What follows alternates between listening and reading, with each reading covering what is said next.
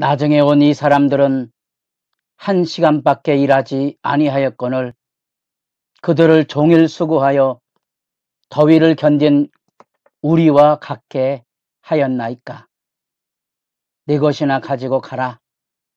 나중에 온 이 사람에게 너와 같이 주는 것은 내 뜻이니라. 내 것을 가지고 내 뜻대로 할 것이 아니냐. 내가 선함으로 내가 악하게 보느냐. 새벽을 깨우는 거룩한 기도자 여러분, 주님을 만나는 하늘 행복이 말씀의 역사 가운데 늘 부여하기를 소망합니다. 이제 우리가 읽어갈 오늘의 본문 말씀은 다윗이 어떻게 블레셋 수렁에서 벗어나 하나님의 도우심으로 회복이 되어 가는가에 대한 놀라운 영광의 말씀들을 읽어가는 사무엘상 30장 21절에서 31절까지의 말씀입니다. 우리는 다윗의 믿음의 역사가 27장에서 어떻게 무너지는가, 어쩌면 믿음의 용사가 무너지는 그 슬픈 자취, 블레셋의 영웅이 블레셋의 수렁으로 내려갈 수밖에 없는 역사의 현실이 가슴 아프게 다가오고, 결국 이런 말씀을 통하여 교회의 존재 의미를 다시 생각했습니다. 저나 여러분이나 언제나 무너질 수밖에 없는 연약한 존재라는 것. 그래서 서로에게 믿음의 용기를 불어넣어 주는 일에 성도의 교통하심, 성령 안에 교통케 하시는 그 역사, 그 소중한 가치를 새삼 생각해 보게 됩니다. 여러분, 혹 기도하는 자리에 섰거든 기도하는 사람들을 만나십시오. 기도의 사람들을 만나야 기도가 살아납니다. 단순히 기도의 시간을 지키는 율법적인 열심에 과민해지지 마시고, 그 기도 안에 우리가 서로 함께 연합해 있다는 영적인 유대에 늘 건강한 소통을 가질 수 있기를 바라고요.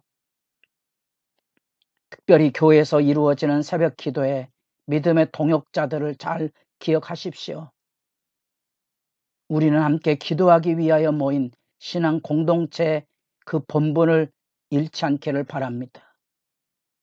놀라운 사실은 그 무너짐 앞에 하나님은 다윗을 보살피시고 시글락으로 내려가서 그 시글락이라는 땅이 원래 여호수아를 통하여 유다 지파 시몬 지파에게 주어진 땅인데 블레셋의 지배 아래 있으므로 다윗이 그곳에 가서 실효적인 지배를 하고 있는 역사를 보였습니다. 블레셋의 지배 아래 고슴도치처럼 다윗은 그 안에 시글락을 지키고 있었지만 하나님은 드디어 그를 일으켜 세우십니다. 그 수련의 가슴 졸이는 다윗의 왕권의 일대 치명적인 사건 앞에 서게 됩니다. 그것은 블레셋과 이스라엘의 전면 전쟁입니다. 이제 블레셋 가두왕 아기스는 다윗을 불러올립니다. 아벡으로 불러올려서 진군을 하게 됩니다. 다윗이 이 전쟁에 참여하게 되면 하나님의 기름 부은 블레셋과 싸워 자기 백성을 구원하는 하나님의 구원 역사에 부르심이 깨어지는 것뿐 아니라 이스라엘 백성에게 이제 다윗은 블레셋의 용병으로서 민심을 잃어버리게 되는 절체절명의 순간인데, 하나님은 그 가운데 놀랍게도 또다시 21장에 이어서 블레셋 장군들의 반대로서 시글락으로 돌아갑니다. 그러나 거기까지는 은혜의 역사를 우리가 기억할 수 있지만 시글락에 돌아와 보니 아말렉으로 인하여 초토화된 자기 진영을 보게 됩니다. 가족들을 다 잃어버린 상황, 그 극심한 고통, 물기력조차도 없었다는, 그래서 다윗을 돌로 치려 했던 밑바닥 삶의 절규를 우리가 실체적으로 만납니다. 믿음이 무너지면 어쩔 수 없는 인간의 악의 본성이 그곳에 적나라하게 드러나는 것을 보게 됩니다. 여러분들이 교회를 섬기다 보면 어쩌면 종종 겪는 일이기도 하고요. 그것을 어떻게 이겼느냐에 따라서 개인과 교회가 믿음이 깨끗한지, 흔히 말하고는 영이 깨끗한지, 정서적인 유대가 성령 안에 있는지 없는지가 검증이 됩니다. 그런 고비고비를 넘어가는 것이 인생이고 그것이 믿음의 싸움에도 분명합니다. 여러분의 가정도 부부도 어떻게 그것을 건너가느냐가 하늘의 지혜고 그게 경건이고 그게 우리의 기도의 능력 안에 담겨져 있어야 됩니다. 하나님께서 다시 힘을 주시고 다윗도 하나님께 묻고 다시 힘을 얻어서 블레셋을 쫓아갈 때 놀랍지만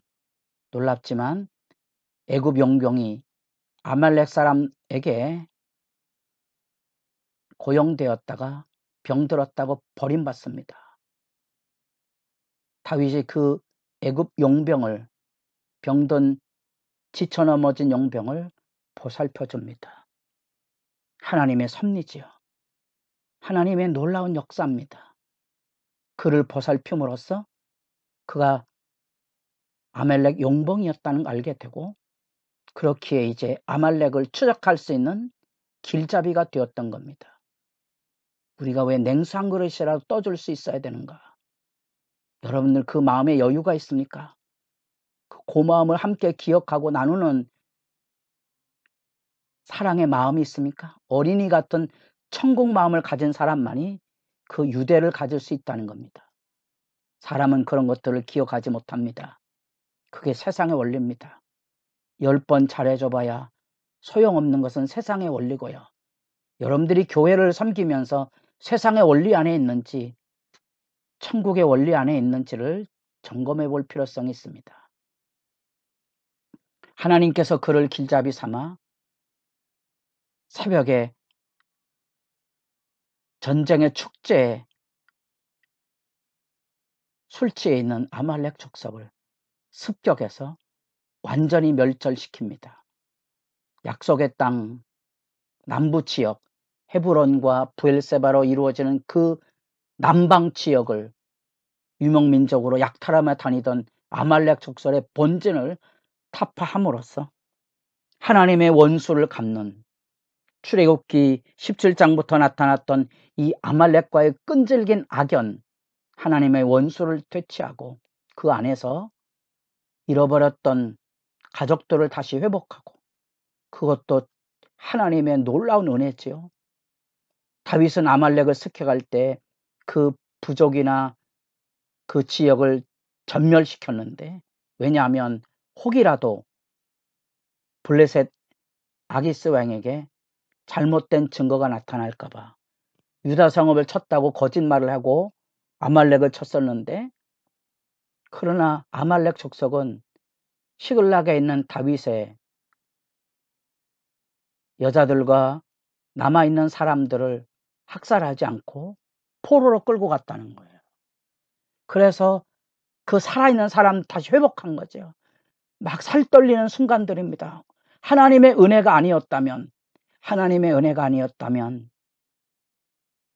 그 놀라운 전쟁의 승리를 거두고 돌아오는 길에 부설 시내를 다시 돌아오게 됩니다. 부설 시내가에서 결국은 아벡까지 올라갔던 사람들 중에 용사들 중에 지쳐 쓰러진 사람들이 그곳에 200명이 남아 있었죠. 여러분 그때 우리가 세상의 원리를 보게 됩니다. 세상의 원리에 대한 사람들의 이야기 22절에 다윗과 함께 갔던 자들 가운데 악한 자와 불량배들이 다 이르되 그들이 우리와 함께 가지 아니하였은즉 우리가 도로 찾은 물건은 무엇이든지 그들에게 주지 말고 각자의 처자만 데리고 떠나가게 하라 하는지라. 전리품 분배를 줄 수 없다는 거죠. 목숨을 걸고 싸웠던 우리와 뒤에 처져서 있던 사람들에 대한 근데 그 사람들의 불평의 근원이 어디서 나옵니까? 악한 자와 불량배들이라 표현이 있습니다. 여러분, 믿음의 역사 안에 이 하나님의 나라의 원리가 뭔지를 잘 짚어보십시오. 단순한 평등만이 아니고 그 안에 약자를 향한 배려가 살아있다는 사실입니다. 잊지 마십시오. 잊지 마십시오. 하나님이 다윗을 통하여 이루시고자 하는 하나님의 나라의 모습이 뭔지, 그래서 그 전쟁의 전리품을 유다 성읍 장로들에게 그들도 약탈을 당한 것에 대한 회복을 열어주므로 다윗의 왕권 역사가 이루어지고 있는 것을 보게 됩니다. 우리는 말씀 안에서 하나님의 손길로 세워지는 은혜의 역사를 보고 믿음의 복됨을 찬양하고 한숨을 돌리고 감사할 수 있습니다. 이 안에 이 분명한 하나님의 나라의 원리, 다윗을 왕으로 세워서 하나님께서 통치하시려고 했던 하나님의 뜻이 무엇인가 다시 돌아보시고 주님 앞에 기도하는 시간 열어가실 수 있기를 바랍니다.